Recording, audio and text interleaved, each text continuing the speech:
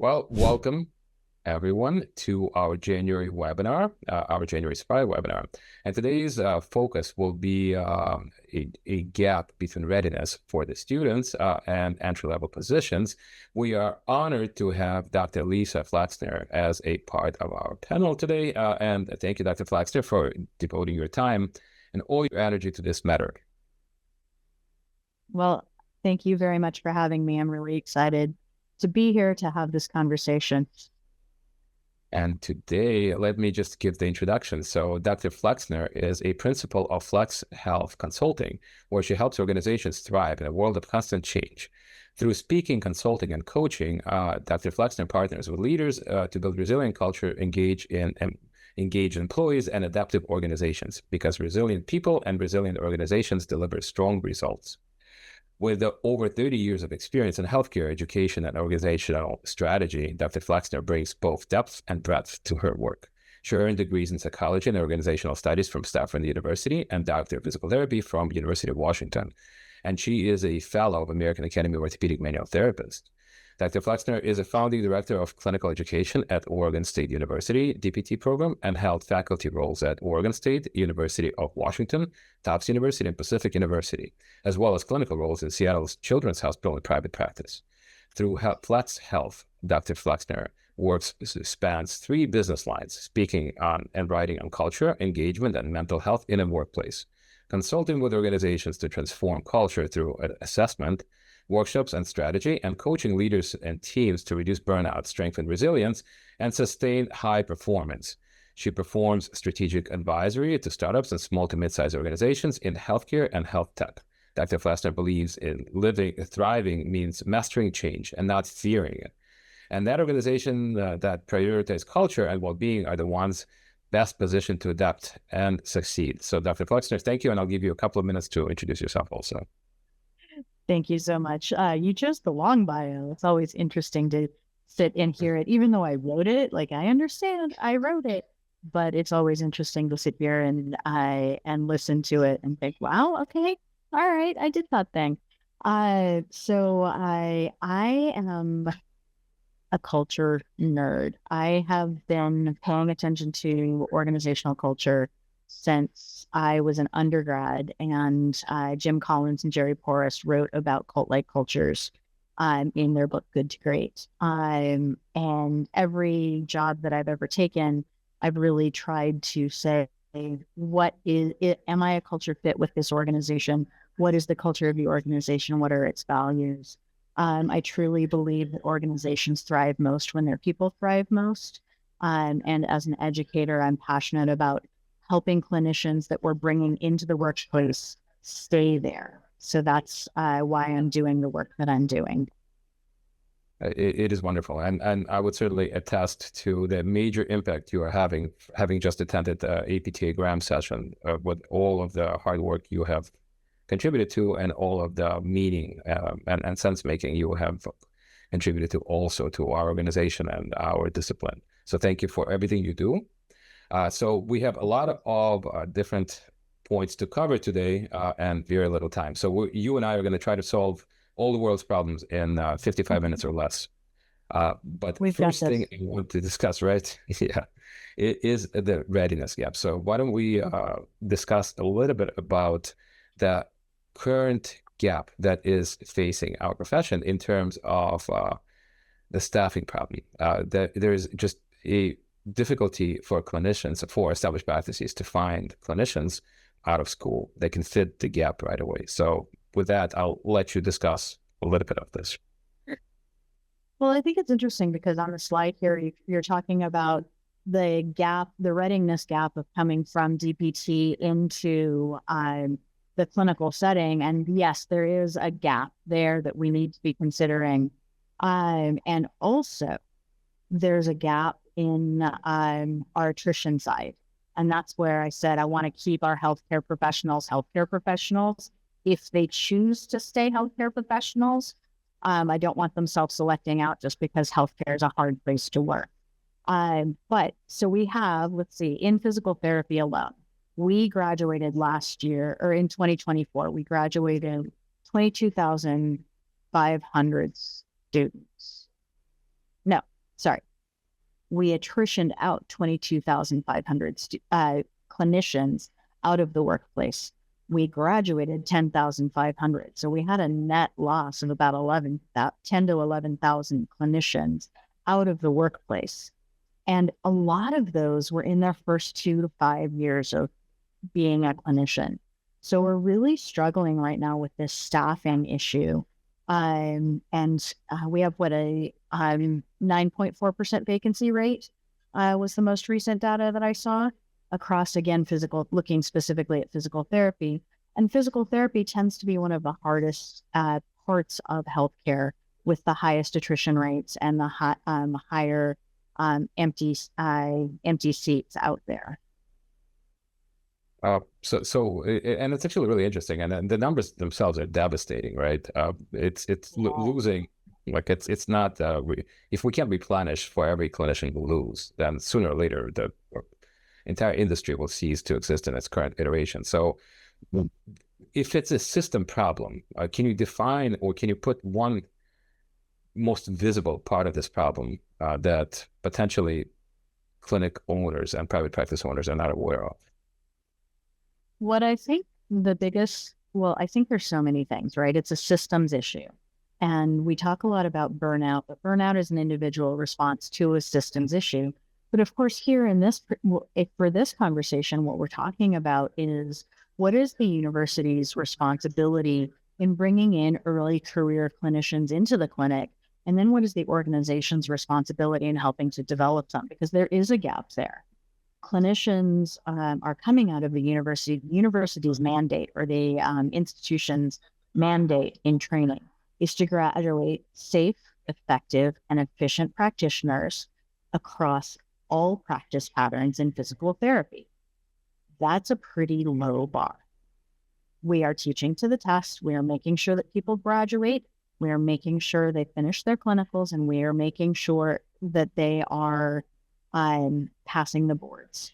We are not teaching them to be a great rock star in any one organization. And so what we've got is an organization that is taking those new grads and saying, oh, well, you're a new grad.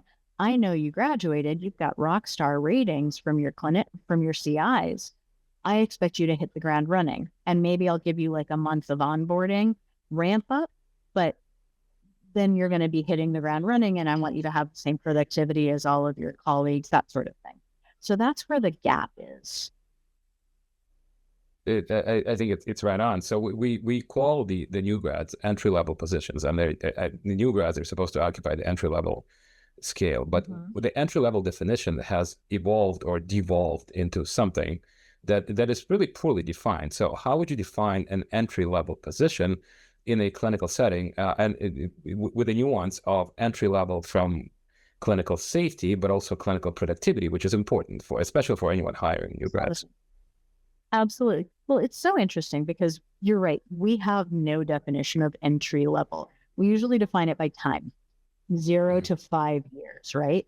In physician literature, in the literature about emerging physicians or entry level physicians, it's usually 10 years after they complete their residency. And we're saying 0 to 5 years, including their residency and fellowship years, if they choose to do those. So we're making it a time-based rather than a skills-based. So one of the things that APTA has been looking into is entrustable professional activities, and a lot of institutions are starting to look at competency-based education. When we have that, we'll have a better sense of what entry level truly is. But right now, all we've got is this time-based definition.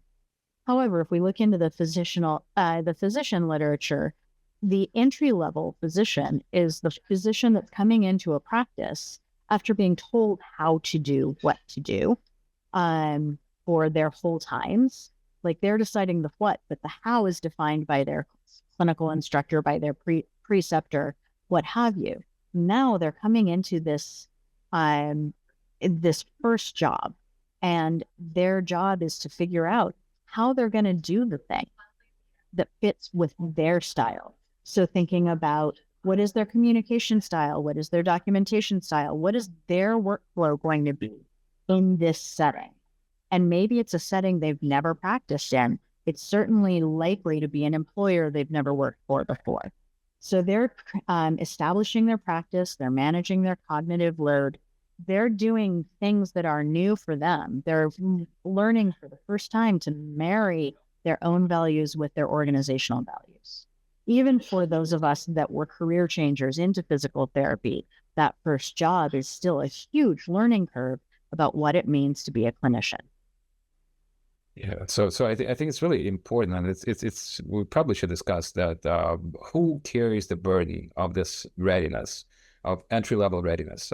Who carries the financial burden? Who carries the administrative burden? Who carries the academic burden for these newly graduated physical therapists to enter the workforce and to be able to be productive members of the clinic? So what traditionally happens, right, is that they're even in a system that has a strategy. There's a senior clinician that absorbs some of the new employees, and it's their job to onboard them and to train them and to bring them up to speed.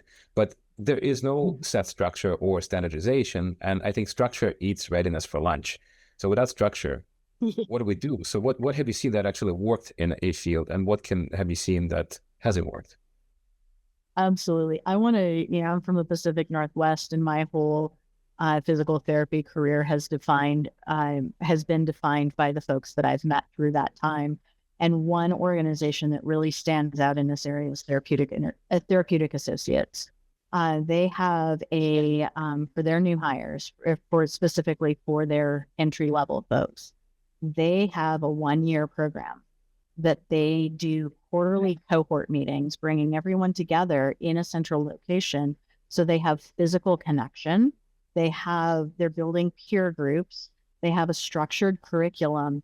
And then within the individual clinics, they also have an onboarding and mentoring program, as well as taking those folks through the first level or two of NIOMPT if they're interested. NIOMPT being a manual therapy training program that's more known out on the West Coast than it is on the East Coast, but it is nationwide.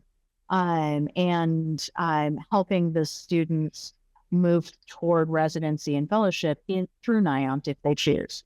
So what is really brilliant about that is, this is a relatively new program, but what's really brilliant about that is this idea that they are creating this cohort of people and functioning not like an academic residency, but like a professional residency. Yeah, I think that's really interesting. And in my day, a residency and a fellowship and continual education hours were used sort of as a carrot and a stick. That if you achieve your productivity matrix, then you'll get extra CEUs, or you'll be eligible for that lit space in residency program. Do you think there is room for more of a standard of practice residency entry for clinicians? And we'll discuss this a little bit later, but I think this fits this specific. I think it's really interesting, having done both my residency and my fellowship. I think it's really valuable. I do. And the cost of our educational program already is so high that unless you are funding it as the employer, I don't think the numbers net out. And I certainly am against requiring it unless the funding sources are there and we've solved the student debt crisis, because that's part of why people are transitioning out. So I think residency is powerful. I think it shapes how we think. But again, residency is about our hard clinical skills. And what we're talking about here are personal professional identity and growing that out of your first year of school. But we're also talking about what are often called soft skills, which I made a comment on something Jimmy McKay wrote recently. I think they should be called essential and fundamental skills. They're also transferable skills. They're the skills that we need to learn how to people and how to work in any role. And those are the things that they're not uncapped, they're not easily measurable. And so they don't show up as consistently in all programs across the different DPT or DOT training programs. And they don't show up. And so employers are expecting them to show up in the workplace, but they were never trained in that. Yeah, I think that you're absolutely right. It's soft skills is not the right label for an essential part of alignment between the clinician and the patient, clinician and the colleagues. Like we're social species, and without socialization, we kind of lose the essence of what we do professionally.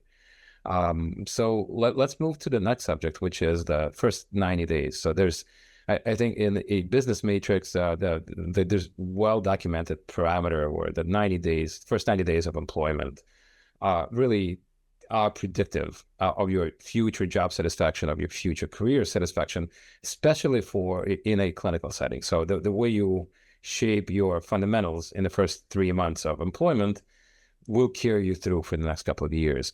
So the first question would be, what are some of the things that practice owners and clinicians that are onboarding the new grads can do to create a positive, constructive environment in the first 90 days to help new grads, to help entry-level clinicians feel welcome, but also feel like there are responsibilities, there are production responsibilities, there are financial responsibilities, right? So how do we balance this out between clinical fit, but also personal fit? Right. So I think there's expectation adjustment that needs to happen on both sides, right? The first 90 days is really crucial, especially, the data shows that every generation is notorious or is labeled as job hoppers when they enter the workforce. And it's because when we're entering the workforce, we have an opportunity to explore, and we have an opportunity to determine fit, and we have an opportunity to make choices. And maybe it's the first time in our life we're making those choices. And so we think we want something, and we get in and we discover something else, right? We discover we need something else. But that first 90 days is really key. If you don't want Gen Z, this entering workforce coming in to office frog and hop from job to job, then you need to think about, as an employer, how do I set up that first 90 days, that first 6 months, that first year, in order to support the individual, make them feel valued and welcomed, help them understand what their responsibilities are, but also give them the support so that they can meet those expectations. So I'm thinking about planning your onboarding, creating milestones for that individual. What is the formal mentoring, and what are the skills checks that you want to have? What are the things that you expect them to do, and when? What's most important, and what can you kind of step out over time? And this is really critical. I think it's important to lean in on, as soon as possible, on technology supports, things like EMRs, AI assisted scribing, and documentation, billing, and coding. The truth is, it's going to be really hard to recruit people who've seen that either in their schools, because these programs are getting driven into the schools, training programs, or if they saw it on their clinical. It's hard to recruit if your folks are like, I'm not going to paper charting, or to having to chart for 2 to 3 hours on EMRs that are out of date. You really have to have those supports. And I know that it's expensive. I know it. And I also know that the ROI is there, because between your recruitment costs and your retention costs, you don't invest in that sooner rather than later, you will get hammered. But it's also really important to build in time in your schedule for connection between your clinicians, both across your entry-level folks and up and down to your senior clinicians, so you don't get the drain of, hey, Joe, can I ask a question? Hey, Prashant, can I ask a question? There's structured time built into that student, or that new early career grads, every day or every week, where they can ask those questions, and where the senior clinician also benefits. Because quite frankly, most senior clinicians have kind of tapped out on Con Ed. It's not going to make them any more money. It's not going to get them any more full when they're already full. So where do they achieve that fundamental human need of learning and growth? Is through mentorship. And that also creates connection and belonging in a healthcare workplace which, let's be real, healthcare has a belonging problem because we function more like co-working spaces than we do actually teams. That's so true. I mean, that's actually very well put. I think first to mention technology, partially because we are a technology company, but I think right, you I look thought into I'd the bring this investment. up. Oh, love it. Like that's and right on.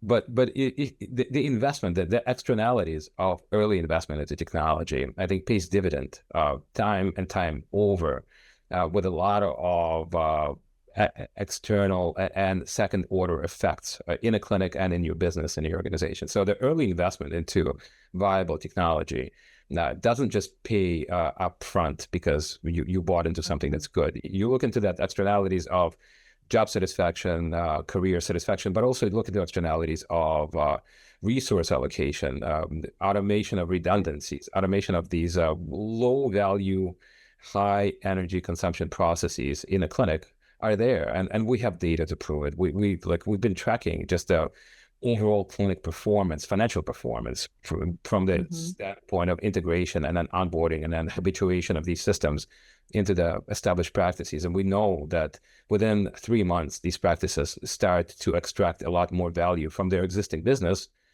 simply because the technology is there, but also because that technology starts to become more of a norm. And so you become more of a, not a novice user, but an established user.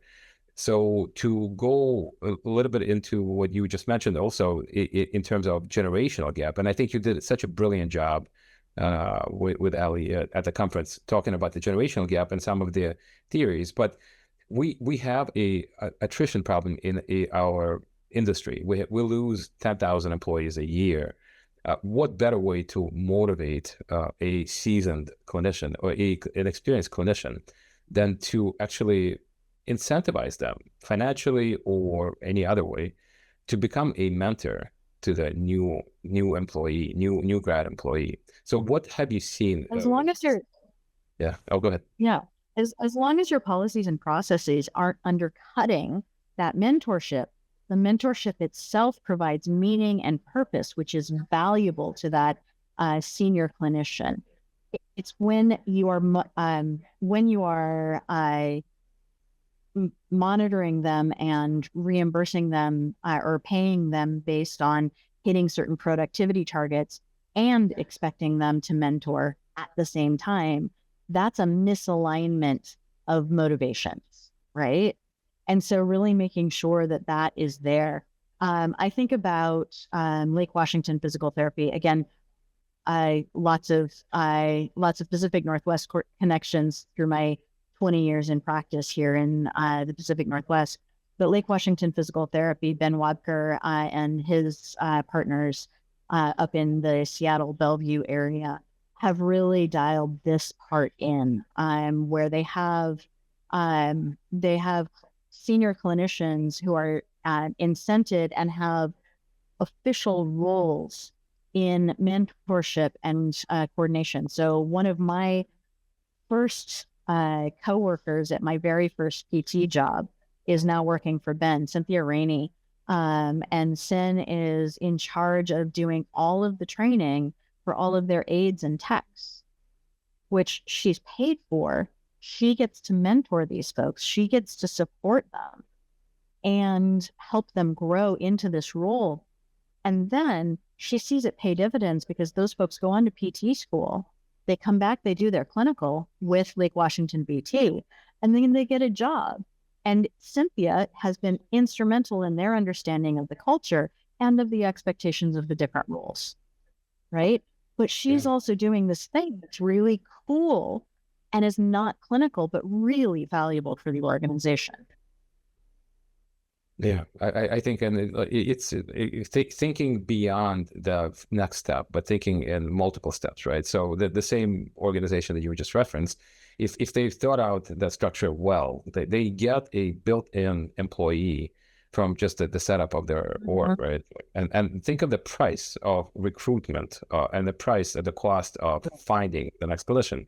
You can erase that cost if you have a system that already onboards and integrates these students into the practice. So it's like so many steps. So how can these practices then improve confidence? And I guess we can speak quickly about the burnout, but also the confidence. And is there a correlation between a clinician competence, especially early in their career, and confidence, and a onset of burnout in the first 0 to 3 years of employment? I want to clarify, you're talking competence as in clinical skill and confidence as in I'm walking into the clinic and I know what I'm doing. Why don't we go with confidence? Did I hear something? Yeah, let's go with confidence, because confidence will be, Yeah. Well, I think that's a really good question. You have, and I think it's on the next slide, the imposter syndrome as an issue, right? And we're dealing with a generation that and again, I'm cautious with using generation, but it's a shorthand. We're dealing with younger entering clinicians who are labeled an anxious generation. And there is some of that. They're labeled imposter syndrome. What no one bothered to tell them is that imposter syndrome is normal and natural. A therapist friend of mine actually said it's a really good thing. It indicates humility and a willingness to grow and learn. If you know you don't know it all, you're in the right part of the Dunning-Kruger curve. If you think you know it all already, you're probably down at the bottom where you actually don't know how to boil the water. And that goes back to the original Dunning-Kruger, like the people who've never boiled water before, like, oh, it's totally easy. I know exactly what to do. But then once you actually start to boil the water, you realize, oh, there are a few more steps that I didn't know, and I don't know how to learn them. So who do I ask? Right. And even experts are never back up at the same confidence level that you had before you actually knew you didn't know anything. So imposter syndrome is how we move into that expert. We have to have it. I have imposter syndrome almost every week. At some point, I'm like, oh, wow, I don't know what's happening here. That's normal and natural and a good motivator. So leaning into that, helping us understand what that is all about. Now let's go back to the confidence, because we also have clinicians who've been in the clinic for a long time who are real confident about what they were taught in PT school. Documentation is a great example of this, and it's another reason to really lean into AI tools, because you've got clinicians who are out there very confident about how they're documenting, and it's legal, it's reimbursable, and it's defensible based on when they graduated 20 years ago. But it may not be legal, reimbursable, or defensible based on what's in the regulations now. And so the AI tools and the supports from the EMRs can really make a difference there. So there's a role for confidence. There's a role for confidence with your patient, but you also want to continuously have humility. And I want to give a good example of this before we move on. One of my mentors, when I was first deciding to go into PT, and this was as a career changer, right? I was leaving the tech industry, making a choice to go back to grad school, to take a 50% pay cut to come into this industry because I was really excited about being a PT. And my mentor sat me and another colleague down, and he said, look, as a new grad, you will probably know what's going on in the clinic 20 to 25% of the time. And the rest of the time, you're just going to figure it out. In your mid-career, it's going to be about 5 years out, it's going to be 50-50. You get to mid-career and we'll call it 70-30. He's like, I've been doing this for 30 years. I'm considered an expert in my field. And at least 10% of the time, I have no idea what is in front of me, and I just have to figure it out. That is an expert. And that, him telling me that when I was in my PT program, gave me permission to not know, which calms down the imposter syndrome. And shout out to John Rumpeltis from Seattle, from Olympic Physical Therapy, which was acquired by ATI many years ago now. But John really shaped how I thought about that and gave me permission to fail or to not know. And that's what we have to do. It's okay to not know. That's growth mindset. No, absolutely. And thank you, John, if you're listening. Hopefully you're listening for helping, bringing all of us the joy of having Lisa among our workforce. Thank you. So I think that you actually mentioned something that's really important, which is the confidence, right? I think the separation between confidence and arrogance is knowledge, and the separation between knowledge and wisdom is application of knowledge towards something, a set of skills. So what are some of the easy ways to get students or clinicians, young clinicians, involved? And what we have seen now, part of our process in technology is we perform usability surveys with our existing customers, and we'll look into the usability from the standpoint of a user experience or a customer experience. And in a sense, we find that younger clinicians are much quicker to adapt to this innovative technology. And they become mentors to older clinicians in terms of clinical application of some of these advanced tools and instruments. Or for a younger clinician, absorbing this digital data is just not a novelty. It's part of their mainframe. And for older clinicians, it does come at a price, at an energy price. So have you seen any organizations that have been using young clinicians as a structure to actually mentor older clinicians in the use and application of technology? Okay, so first of all, I love this question because intergenerational workplaces, which we currently have 5 generations in the workplace and we're about to enter a 6th. So we have to learn how to work across age diversity. But intergenerational workplaces, the opportunity to mentor and grow should go up and down. Secondly, though, I got to say seasoned, not older, right? Because I'm a seasoned clinician.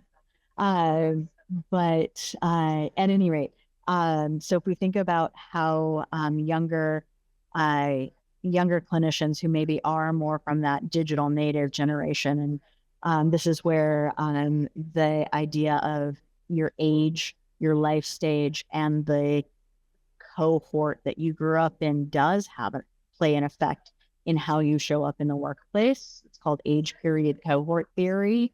And it's way better than generational cohort theory, which is poo. But at any rate, this is where the cohort does matter, right? Because you have this whole cohort of incoming clinicians who are digital natives, and absolutely those folks can lead the way if it's a workplace that isn't hierarchical in terms of age and seniority. If it's a workplace that spots talent, whatever that age is, and allows that talent to shine and lean into things that are not direct clinical care. Right? Yeah, so if you are expecting all of your brand new entry-level folks to come in and be at 85, 90, 92, 93% productivity, you're never going to give them the time to be able to grow these specialties that help drive knowledge throughout the organization. Yeah, no, and I think that is the factor. Time is a factor. So, and I think that's a perfect transition to the next slide, which is, I think anytime you are in your job, that there are 2 ways to look into your satisfaction with your job. There's happiness in your job and happiness with your job. And especially when we start something new and there's some stress associated with it, we tend to have low satisfaction in the job we're doing in a moment, but it does not mean that we're not happy with our career choice or our job. And I think potentially for younger clinicians, that gets somewhat lost in translation, where the happiness in your present position does not mean that you're not satisfied with your career that you have chosen. So what are some of the effective tools for practice owners to communicate for young clinicians that may be experiencing stress, that, as you were saying, stress is normal, stress is acceptable? And what are some of the things that they can do, right? So, yeah. Well, I think that's a really great question. You're talking about the difference between eustress, which is stress is stress, right? The stress, no matter what kind of stress we have, it shows up in our bodies in very specific ways, cortisol levels, all the rest of it. But we have eustress, and eustress is positive and promotes growth. or as some folks like to say, it hones the coal into a diamond. Distress is negative stress, and distress fractures that piece of coal and crushes it. So what we need to do is identify what are the opportunities for eustress versus distress. What are the opportunities for stress that creates growth? Provide it and work on, that's where things like resilience, which is the ability for somebody to bounce back from adversity, and grit, which is the ability to keep going even when there's challenge, supporting those skills, because those are skills, not traits. They're not inherent to an individual. You build resilience skills, you build grit skills, but we also can't expect resilience and grit to be the only answer, because you cannot resilience or grit your way out of a system that isn't designed for success. So we have to think about, how can we ask folks, what are your barriers? And do that research to identify the things that are getting in the way, that are causing distress unnecessarily, not building eustress. Right. And U is EU. EU stress, not YOU. Just I think so. Like that's a very good point. But part of stress, as you were saying, right? Constructive stress is necessary, right? It builds resilience and it builds growth. One of the biggest stressors early in the career is this productivity matrix, and so we all enter the profession to be healers, to take care of people, and we show up in the job and we have real world economics, which is you have to produce revenue, you have to produce patient volume. And you have to be able to generate a certain amount of patient volume to support the clinic and the organization that you're part of. And we see this tension point where clinicians will enter feeling like they need this optimal time with the patient. There's this absolute optimization of that 60-minute experience. And that doesn't always account for what the real world expectations are, where you have X amount of patients to see in a day, depending on what type of contracts your employer has signed, depending on what kind of region you're in.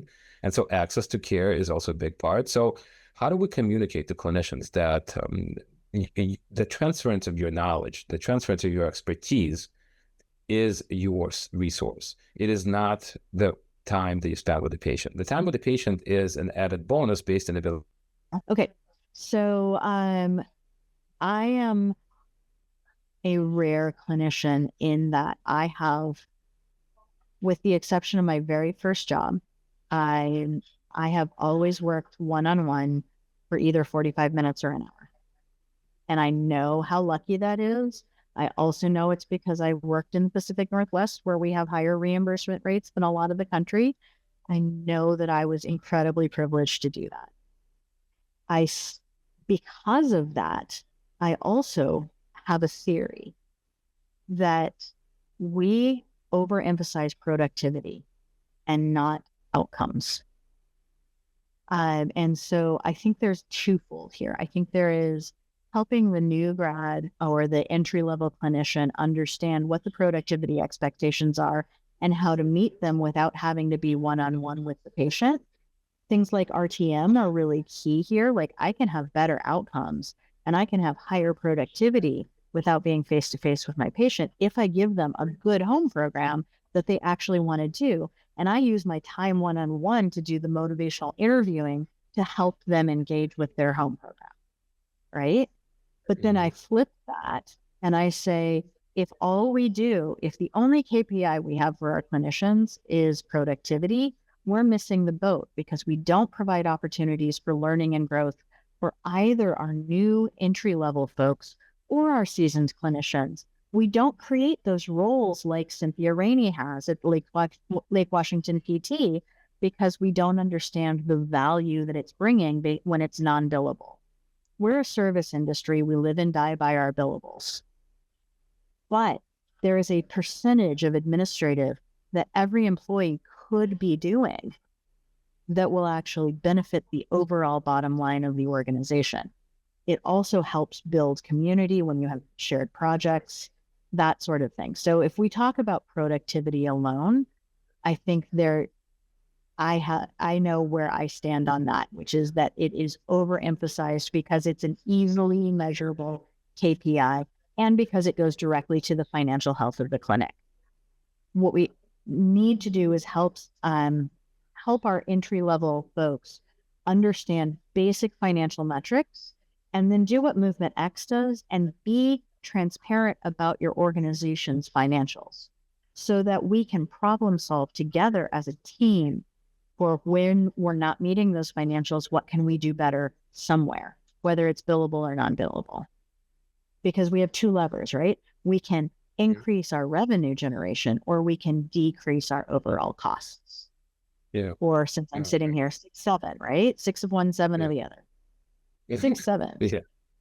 Amen to that. Especially the shout out 6-7. I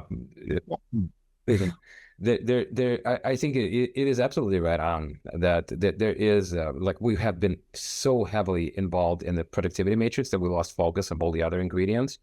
And so any complex dynamic system has multiple levers associated with it. And the productivity is definitely not the only way. But I think we have a risk of shifting the pendulum too far to one side and too far to the other side. And I think one of the themes is that price of entry versus the actual productivity in a clinic in terms of outcomes, as you were referencing. So superior outcomes require optimal clinical efficiency. And so in reference to this present slide, now, what are some of the ways we can also set up our systems, our clinics, to maximize career growth and career learning so that clinicians feel like they're growing as professionals, growing as clinicians, growing as doctors of their profession, and not just growing as maximizers in patient volume and maximizers in productivity. So what are some of the ways we can do to set that up? That's a great question. I think there's a real place here for carving out time within the workday, not asking for it to be extra on top of the workday, but carving out time within the workday for things like M&M conferences, like physicians might have, which is morbidity and mortality. Obviously, we're not often dealing in private practice with life and death situations, but the challenging cases, like let's do some case presentations during a meeting. Let's carve out time once a month or once a quarter to sit down and work through some challenges that we've had or strategize opportunities for changing a workflow or identifying needs. The other thing that I think is really important is figuring out the ClinEd benefit, right? Because it can be cheaper to bring in ClinEd to your area or to your clinic, or to allow for ClinEd learning opportunities that you host than to send your folks other places. And so that's something that we can look at. And then I had a third thought and it disappeared. So I'm just going to shoot it back to you. What do you think?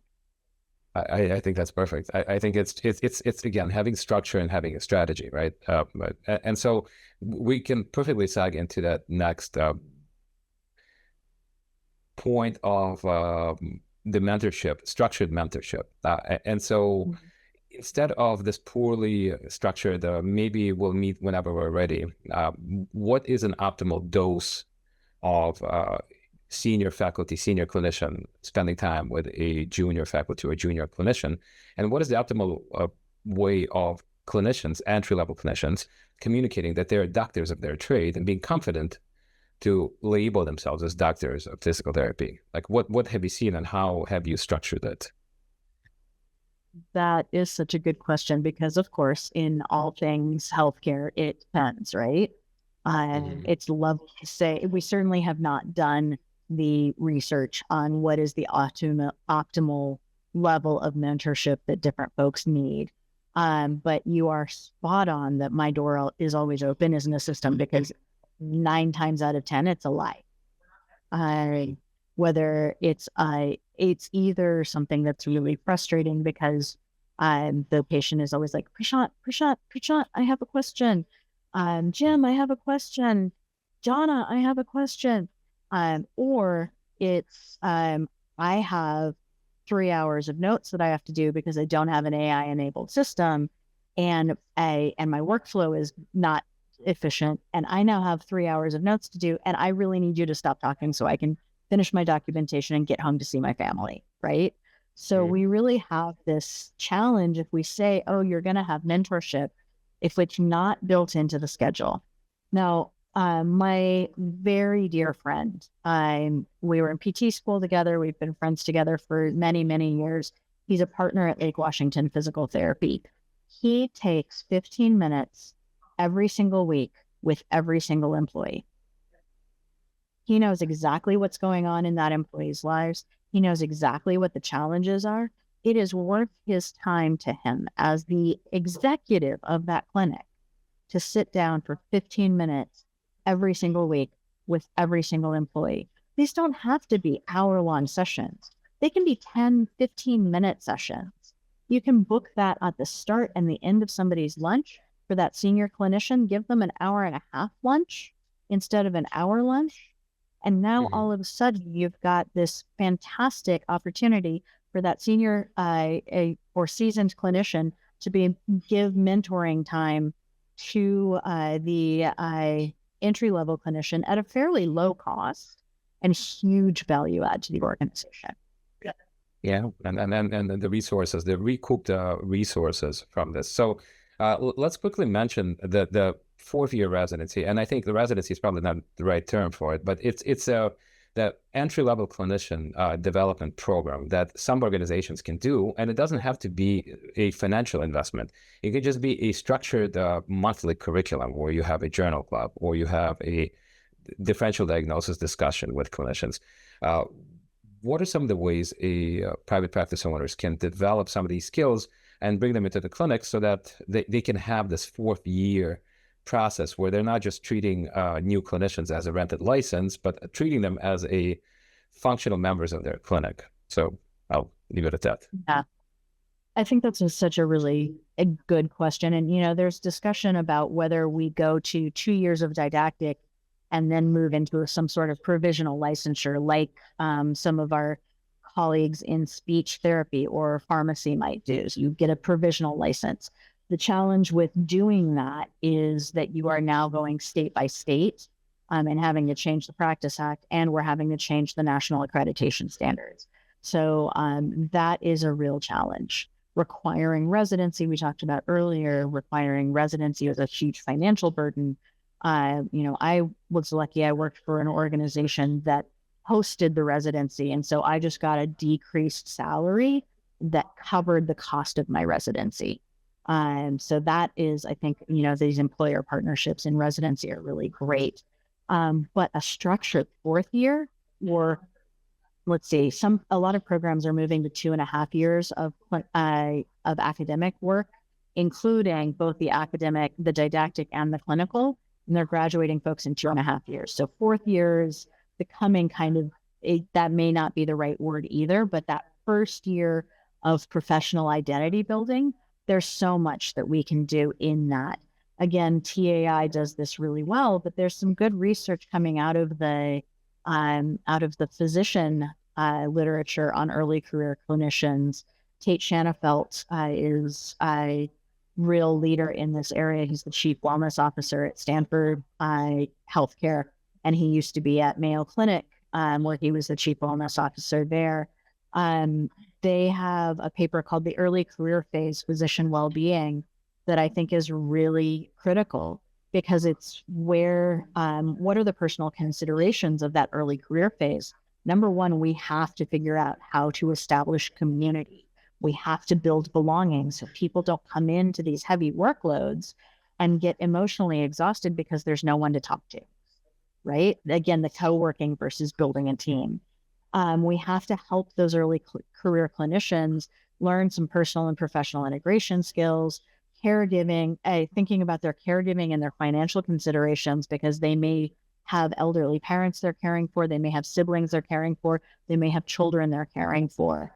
And then their own financial literacy, their own debt load, and their own personal sense of safety, whether that's a financial safety or an actual physical safety if they are on the bubble of being able to maintain their housing, which is an issue for a surprising number of our new grads because of the debt to income mismatch that we are seeing in physical therapy specifically, but also across healthcare.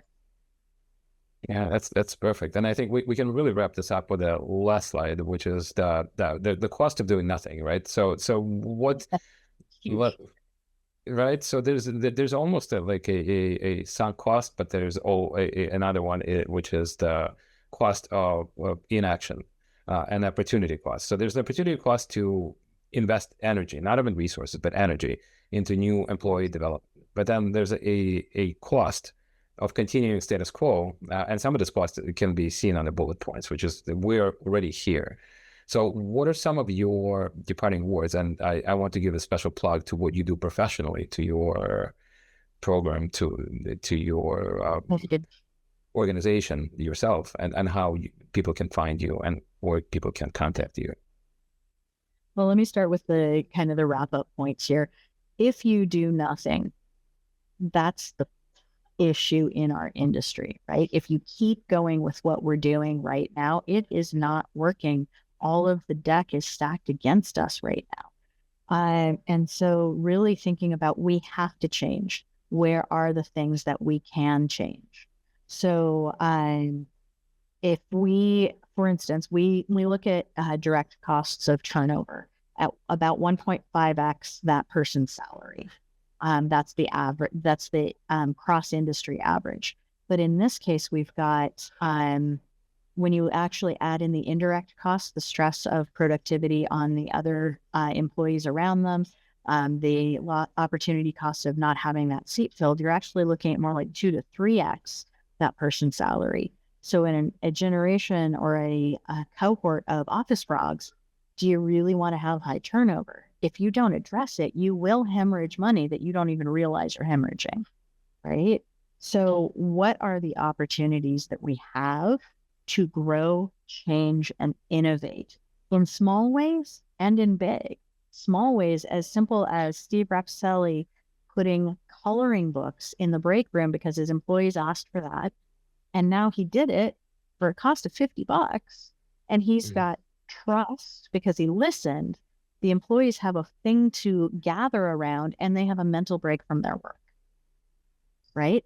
It can be really simple. As far as what I do, my joy is helping organizations identify these opportunities, helping them assess, align, and act on what they want to do moving forward. And then also helping, if your organization isn't ready, how do you, as either a leader or an individual contributor, position yourself to lead this work and to maintain your joy in being a clinician, moving toward things if you decide to leave clinical care, but not feeling forced out of clinical care, running away from it.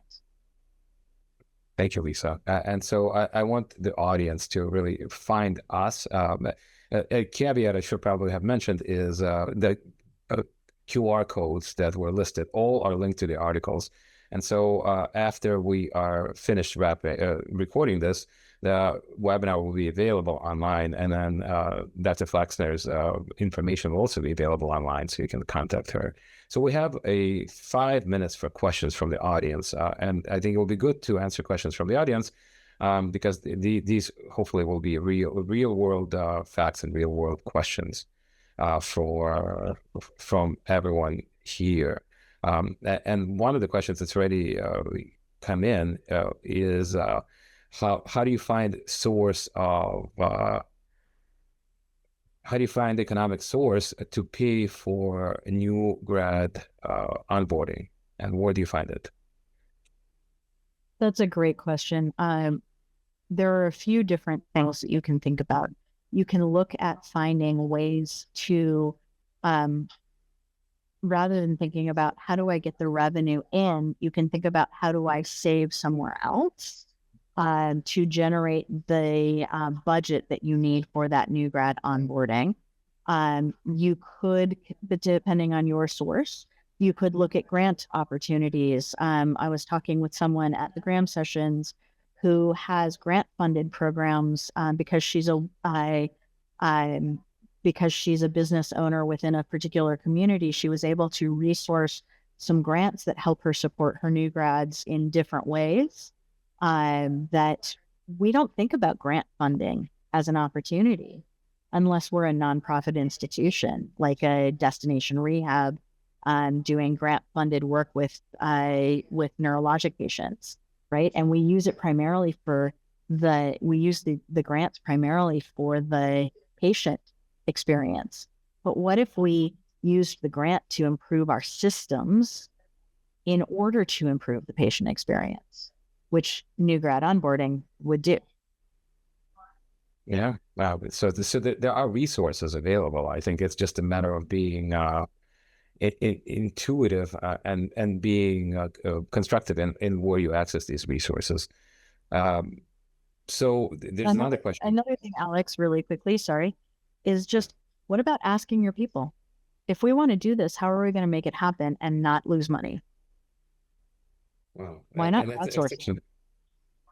Right. And I think you tapped into that next question from the audience too, which is like, what do you see our industry in 5 years if nothing gets done? So like what happens in 5 years to our organization with the present state, right? And that's probably be our last question, but let's just give a 60-second response. I love our industry. I really do. Our industry in 5 years is changed.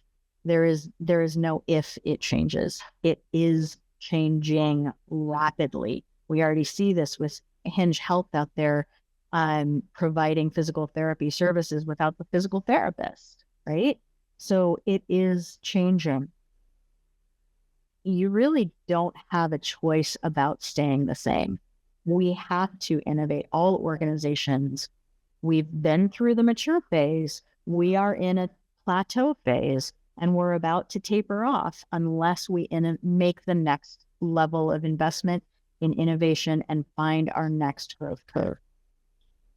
Yeah, right. Like, so there's a way to have we form resolutions, but the reality is we should be forming evolutions. We should be evolving. And one of the ways to evolve is to do that. So Dr. Flexner, thank you for your time today, and thank you for your energy that you're devoting to this, to our industry. And so this is an absolute privilege. So once again, if you can leave the last parting words, where can people find you, and how can people find you? So first of all, thriving organizations depend on thriving people.